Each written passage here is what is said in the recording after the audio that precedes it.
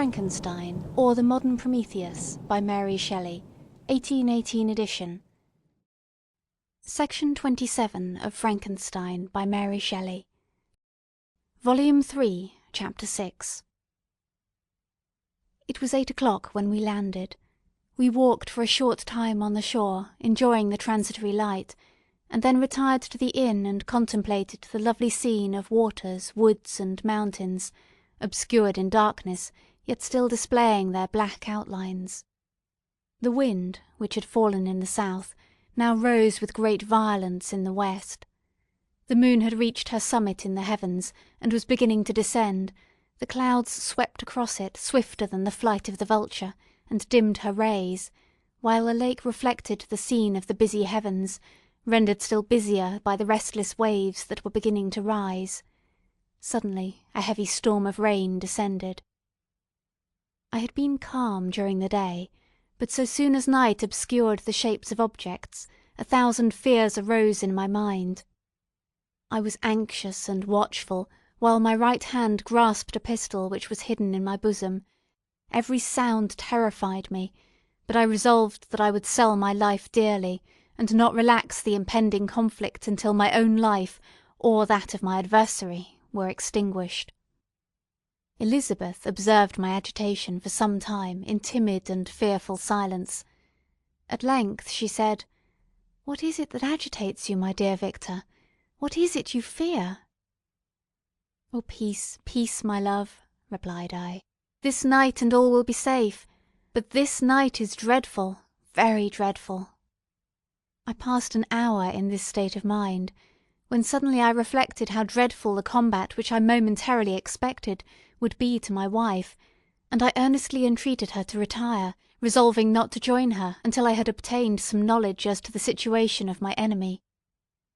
She left me, and I continued some time walking up and down the passages of the house, and inspecting every corner that might afford a retreat to my adversary.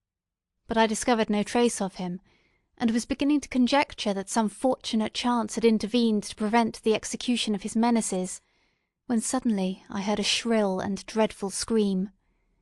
It came from the room into which Elizabeth had retired. As I heard it, the whole truth rushed into my mind. My arms dropped. The motion of every muscle and fibre was suspended. I could feel the blood trickling in my veins, and tingling in the extremities of my limbs. This state lasted but for an instant, the scream was repeated, and I rushed into the room. Great God! Why did I not then expire? Why am I here to relate the destruction of the best hope and the purest creature of earth? She was there, lifeless and inanimate, thrown across the bed, her head hanging down, and her pale and distorted features half covered by her hair. Everywhere I turn I see the same figure, her bloodless arms and relaxed form flung by the murderer on its bridal bier. Could I behold this and live? Alas, life is obstinate, and clings closest where it is most hated. For a moment only did I lose recollection. I fainted. When I recovered, I found myself surrounded by the people of the inn. Their countenances expressed a breathless terror, but the horror of others appeared only as a mockery, a shadow of the feelings that oppressed me. I escaped from them to the room where lay the body of Elizabeth, my love, my wife, so lately living, so dear, so worthy. She had been moved from the posture in which I had first beheld her, and now, as she lay, her head upon her arm and a handkerchief thrown across her face and neck, I might have supposed her asleep. I rushed towards her and embraced her with ardour, but the deathly languor and coldness of the limbs told me that what I now held in my arms had ceased to be the Elizabeth whom I had loved and cherished. The murderous mark of the fiend's grasp was on her neck, and the breath had ceased to issue from her lips. While I still hung over her in the agony of despair, I happened to look up. The windows of the room had before been darkened, and I felt a kind of panic on seeing the pale yellow light of the moon illuminate the chamber. The shutters had been thrown back, and with a sensation of horror not to be described, I saw at the open window a figure the most hideous and abhorred. A grin was on the face of the monster. He seemed to jeer as with his fiendish finger he pointed towards the corpse of my wife. I rushed towards the window, and drawing a pistol from my bosom, shot, but he eluded me, leaped from his station, and running with the swiftness of lightning, plunged into the lake. The report of the pistol brought a crowd into the room. I pointed to the spot where he had disappeared, and we followed the track with boats. Nets were cast, but in vain. After passing several hours, we returned hopeless, most of my companions believing it to have been a form conjectured by my fancy. After having landed, they proceeded to search the country, parties going in different directions among the woods and vines. I did not accompany them. I was exhausted. A film covered my eyes, and my skin was parched with the heat of fever. In this state I lay on a bed, hardly conscious of what had happened. My eyes wandered round the room, as if to seek something that I had lost. At length I remembered that my father would anxiously expect the return of Elizabeth and myself, and that I must return alone. This reflection brought tears into my eyes, and I wept for a long time, but my thoughts rambled to various subjects, reflecting on my misfortunes and their cause. I was bewildered in a cloud of wonder and horror. The death of William, the execution of Justine, the murder of Clerval, and lastly of my wife. Even at that moment I knew not that my only remaining friends were safe from the malignity of the fiend. My father even now might be writhing under his grasp, and Ernest might be dead at his feet. This idea made me shudder, and recalled me to action. I started up, and resolved to return to Geneva with all possible speed. There were no horses to be procured, and I must return by the lake, but the wind was unfavourable, and the rain fell in torrents. However, it was hardly morning, and I might reasonably hope to arrive by night. I hired men to row, and took an oar myself, for I had always experienced relief from mental torment in bodily exercise. But the overflowing misery I now felt, and the excess of agitation that I endured, rendered me incapable of any exertion. I threw down the oar, and leaning my head upon my hands, gave way to every gloomy idea that arose.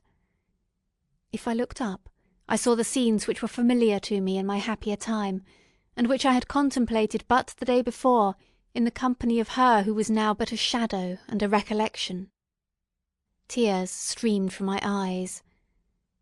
The rain had ceased for a moment, and I saw the fish play in the waters as they had done a few hours before.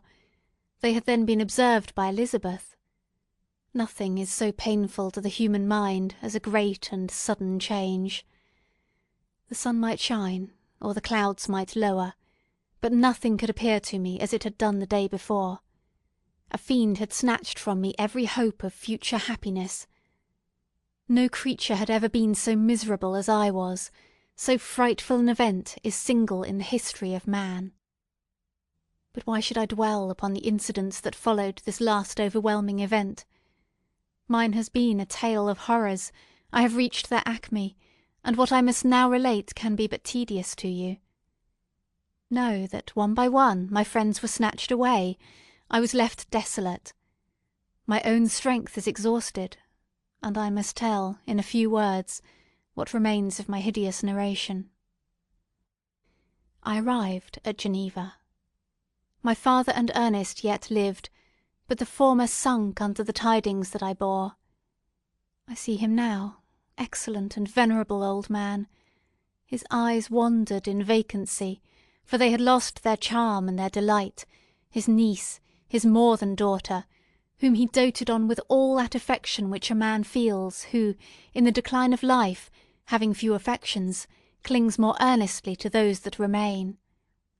Cursed, cursed be the fiend that brought misery on his grey hairs, and doomed him to waste in wretchedness. He could not live under the horrors that were accumulated around him. An apoplectic fit was brought on, and in a few days he died in my arms. What then became of me? I know not. I lost sensation, and chains and darkness were the only objects that pressed upon me.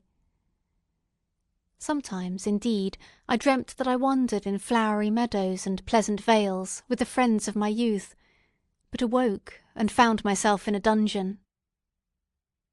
Melancholy followed, but by degrees I gained a clear conception of my miseries and situation, and was then released from my prison. For they had called me mad, and during many months, as I understood, a solitary cell had been my habitation. But liberty had been a useless gift to me, had I not, as I awakened to reason, at the same time awakened to revenge. As the memory of past misfortunes pressed upon me, I began to reflect on their cause, the monster whom I had created, the miserable demon whom I had sent abroad into the world for my destruction. I was possessed by a maddening rage when I thought of him, and desired and ardently prayed that I might have him within my grasp, to wreak a great and signal revenge on his cursed head. Nor did my hate long confine itself to useless wishes. I began to reflect on the best means of securing him, and for this purpose, about a month after my release, I repaired to a criminal judge in the town, and told him that I had an accusation to make, and that I knew the destroyer of my family, and that I required him to exert his whole authority for the apprehension of the murderer. The magistrate listened to me with attention and kindness. "Be assured, sir," said he, "no pains or exertions on my part shall be spared to discover the villain." "I thank you," replied I. "Listen, therefore, to the deposition that I have to make. It is indeed a tale so strange that I should fear you would not credit it, were there not something in truth which, however wonderful, forces conviction. The story is too connected to be mistaken for a dream, and I have no motive for falsehood." My manner, as I thus addressed him, was impressive but calm. I had formed in my heart a resolution to pursue my destroyer to death, and this purpose quieted my agony, and for an interval reconciled me to life. I now related my history, briefly but with firmness and precision, marking the dates with accuracy, and never deviating into exclamation. The magistrate appeared at first perfectly incredulous, but as I continued he became more attentive and interested. I saw him sometimes shudder with horror; at others a lively surprise, unmingled with disbelief, was painted on his countenance. When I had concluded my narration, I said, "This is the being whom I accuse, and for whose detection and punishment I call upon you to exert your whole power. It is your duty as a magistrate, and I believe and hope that your feelings as a man will not revolt from the execution of those functions on this occasion." This address caused a considerable change in the physiognomy of my auditor. He had heard my story with that half kind of belief that is given to a tale of spirits and supernatural events, but when he was called upon to act officially in consequence, the whole tide of his incredulity returned. He, however, answered mildly, "I would willingly afford you every aid in your pursuit, but the creature of whom you speak appears to have powers which would put all my exertions to defiance. Who can follow an animal which can traverse the sea of ice, and inhabit caves and dens where no man would venture to intrude? Besides, some months have elapsed since the commission of his crimes, and none can conjecture to what place he has wandered, or what region he may now inhabit." "I do not doubt that he hovers near the spot which I inhabit, and if he has indeed taken refuge in the Alps, he may be hunted like the chamois, and destroyed as a beast of prey. But I perceive your thoughts. You do not credit my narrative, and do not intend to pursue my enemy with the punishment which is his desert." As I spoke, rage sparkled in my eyes. The magistrate was intimidated. "You are mistaken," said he. "I will exert myself, if it is in my power to seize the monster. Be assured that he shall suffer punishment proportionate to his crimes. but I fear, from what you have yourself described to be his properties, that this will prove to be impracticable, and that, while every proper measure is pursued, you should endeavour to make up your mind to disappointment." "That cannot be, but all that I can say will be of little avail. My revenge is of no moment to you, yet, while I allow it to be a vice, I confess that it is the devouring and only passion of my soul. My rage is unspeakable when I reflect that the murderer, whom I have turned loose upon society, still exists. You refuse my just demand. I have but one resource, and I devote myself, either in my life or death, to his destruction." I trembled with excess of agitation as I said this. There was a frenzy in my manner, and something, I doubt not, of that haughty fierceness which the martyrs of old are said to have possessed. But to a Genevan magistrate, whose mind was occupied by far other ideas than those of devotion and heroism, this elevation of mind had much the appearance of madness. He endeavoured to soothe me as a nurse does a child, and reverted to my tale as the effects of delirium. "Man," I cried, "how ignorant art thou in thy pride of wisdom! Cease! You know not what it is you say." I broke from the house angry and disturbed, and retired to meditate on some other mode of action. Section 27.